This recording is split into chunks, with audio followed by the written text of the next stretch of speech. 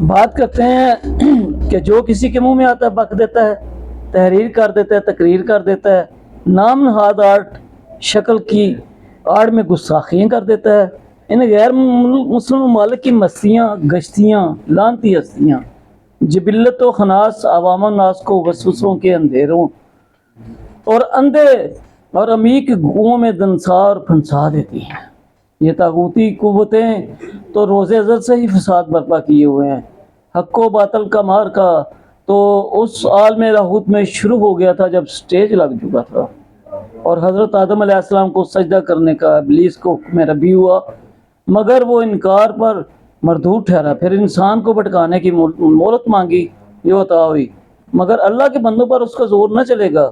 یہ کائنات، شمس و قمر، انجم کی بساط، کہکشائیں زمین اور اس میں اسمائے اللہ کے تخلیق کردہ حسن اور بے حسن اپنے انجام کو پہنچ رہی ہیں، تو کساد و فساد انسان بھی اپنے منطقی انجام کو پہنچ رہا ہے۔ غیر مسلمان تو غیر، مگر مسلمان بھی طاغوتی قوتوں کے اعلی کار بنے ہوئے ہیں۔ کہیں املاک جلائی جا رہی ہیں تو کہیں محافظوں کی ٹانگیں توڑی جا رہی ہیں، تو کبھی مسلمانوں کے سینوں کو چھلنی کیا جا رہا ہے، کہیں اغوا، کہیں پسپا، کوئی ریاست کے حکم کا پابند تو کوئی اس پابندی اس ریاست کو توڑنے والا مسلم۔ جذبات کیوں نہ ابھریں، جانے کیوں نہ حاضر ہوں، مر مٹنے کے لیے آپ صلی اللہ علیہ وسلم کی ذات اقدس پر، ناموس رسالت صلی اللہ علیہ وسلم پر۔ لال مسجد کے واقعے میں خود کش بمبار کا وجود آیا، جس کی بیٹی بیٹا نامعلوم مقتل میں گئے۔ اسی طرح مسجد رحمت اللہ عالمین صلی اللہ علیہ وسلم کے گھر گرد گھیرا تنگ ہوا اور پھر ہجوم مشتمل ہو گیا تحریک لبیک والوں کو، مگر اپنے پاکستان کو تباہ کرنے نااہد کا پاس مملکت کے ذمہ داروں نے کیا اور پروانے ہوش و جوش میں مہک پڑے۔ شمع رسالت صلی اللہ علیہ وسلم کو مزید بجھنے نہ دیں، خاکوں کو مزید اشاعت سے روکتے واقعی واقع ہوئے، قرآن جلانے کے نعوذ باللہ، پھر خاکے بنانے کے، قادیانیوں کو آگے لانے کے۔ علامہ اقبال نے کیا پیاری بات کہی ہے، ستیزہ کار رہا ہے ازل سے امروز، چراغ مصطفی صلی اللہ علیہ وسلم سے شرار بولہبی۔ ترجمہ کہ شروع سے لے کر آج تک لڑائی ہو رہی ہے،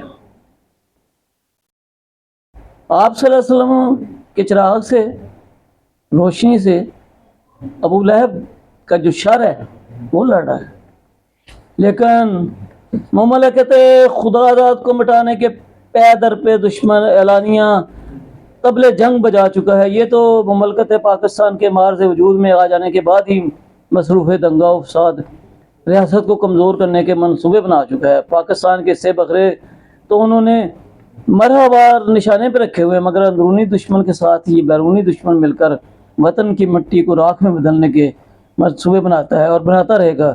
ایران، چین، پاکستان، روس، اپنے ممالک کو اور کچھ دیگر ممالک اپنی کرنسی کا اجرا کرنے لگے ہیں۔ گوادر سی پیک دشمنوں کی آنکھ میں کھٹک رہا ہے۔ نئی سیاسی جماعتیں پروان چڑھ رہی ہیں جو کبھی پہلوان خاندان کا چشمہ چراغ سے لے کر ملک کی باغ دوڑ اپنے ہاتھ میں رکھے رکھا اور جلا وطنی کی زندگی گزار رہا ہے اور سازشیں پروان چڑھا رہا ہے کہ دشمنوں کی نوازشیں اس پر، مگر جب تک افواج پاکستان اور محب وطن عوام ہیں، اس ملک کا کوئی بال بیگا بھی نہیں کر سکتا، نہ بگاڑ سکتا ہے۔ دراصل ہمارے ملک میں دینی مسالک کے لوگ ہی آپس میں دست و گریبان ہیں، سیاسی لوگ ملک کو کھوکھلا کر رہے ہیں۔ علامہ اقبال نے کیا خوب کہا ہے، جمہور کے ابلیس ہیں ارباب سیاست، باقی نہیں ضرورت میری اب تہہ افلاک۔ یہ مجلس شورا سے ابلیس اپنی خطاب کرتا ہے، علامہ اقبال نے لکھا ہے، وہ کہتا ہے کہ جمہوریت والے جو ہے نا، جمہوری لوگ جو ہیں وہ شیطان ہیں جو سیاست کر رہے ہیں، ارباب سیاست۔ کہتا اب میری ضرورت آسمانوں کے نیچے دنیا میں نہیں رہی، کیونکہ میرے لیے میرے جمہوریت والے جو ہے نا وہی۔ لیکن کون کس میں انوالو ہے اور کوئی کسی میں انوالو ہے. بیرونی قرضے، گردشی قرضے ایک سے بڑھ کر ایک ہے. یہ طبقہ پاکستان کو غربت کی طرف دھکیلا جا رہا ہے. معیشت کو تباہی کے دانے پر کیوں لایا؟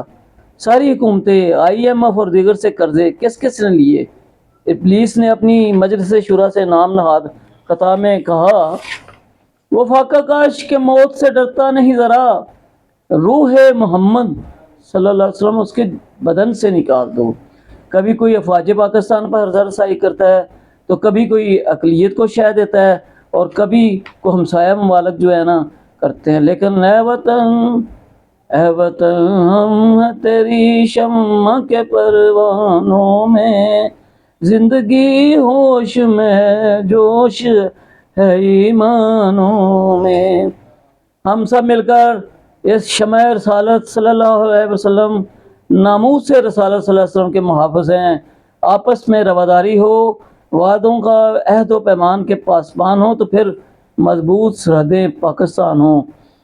کئی پارٹیاں پہیہ جام کی کال دیتی ہیں، کئی دھرنے دیتی ہیں اور کئی ویڈیو لیک، آڈیو لیک. ہر کسی نے کسی کو پھنسایا ہوا ہے.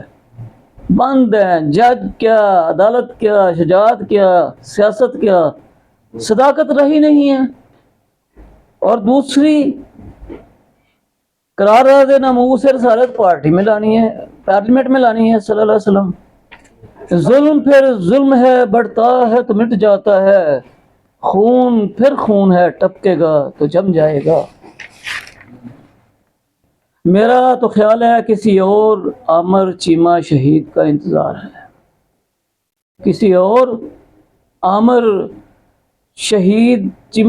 چیمہ شہید کا انتظار ہے. اے وطن ہمیں تجھ سے پیار ہے، آسی ہر مسلمان کے دل میں اپنے محمد صلی اللہ علیہ وسلم جان سے بھی عزیز تر ہمارا اظہار ہے. Thank you.